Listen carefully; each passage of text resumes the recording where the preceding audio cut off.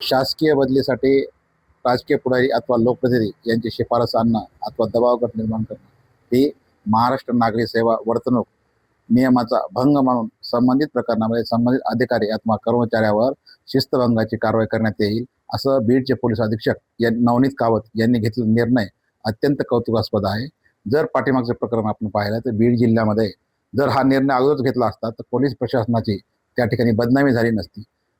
Police अधीक्षक नवनीत कावत यांनी घेतलेला निर्णय हा बदल्यांमध्ये पारदर्शकता आणि सुसूत्रता आणण्यासाठी अत्यंत कौतुकास्पद आहे.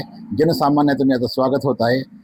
आमची अशी मागणी की ज्याप्रमाणे पोलीस अधीक्षकांनी हा निर्णय घेतला आहे तसाच निर्णय महसूल विभाग असेल, नगर परिषद असेल किंवा जिल्हा परिषद असेल यांनी सुद्धा हा निर्णय घ्यावा, जेणेकरून बदल्यामध्ये राजकीय हस्तक्षेप होणार नाहीत आणि सर्वसामान्य माणसाला न्याय मिळेल.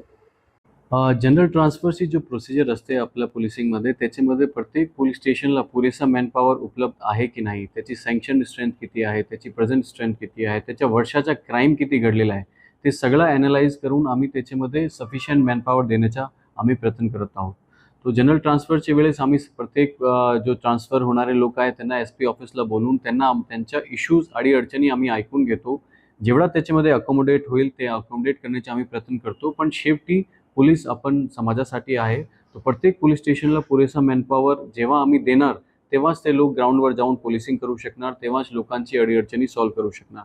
तो त्याच्यामध्ये ह्या वर्षाच्या आम्ही जो ऑर्डर काढले होते SP ऑफिसवरून, त्याचा मुख्य उद्देश हेच आहे की आपण सगळ्या लोकांच्या ट्रान्सपरंट प्रकारे त्याच्यामध्ये आम्ही ट्रान्सफर करू आणि कुठल्याही प्रकारची त्याच्यामध्ये शिफारस आली तो ते ॲक्सेप्ट आम्ही करणार नाही, क्योंकि आमचा मेन मोटिव्ह आहे लोकांना चांगली पोलिसी देणं आणि प्रत्येक पोलीस स्टेशनला सफिशियंट मॅनपॉवर देणार, जेणेकरून सगळ्या लोकांना बेस्ट पोलिसिंग तिथे भेटेल. असा काही शिफारस आली तर त्याच्यावर डिसिप्लिनरी कारवाई होऊ शकते.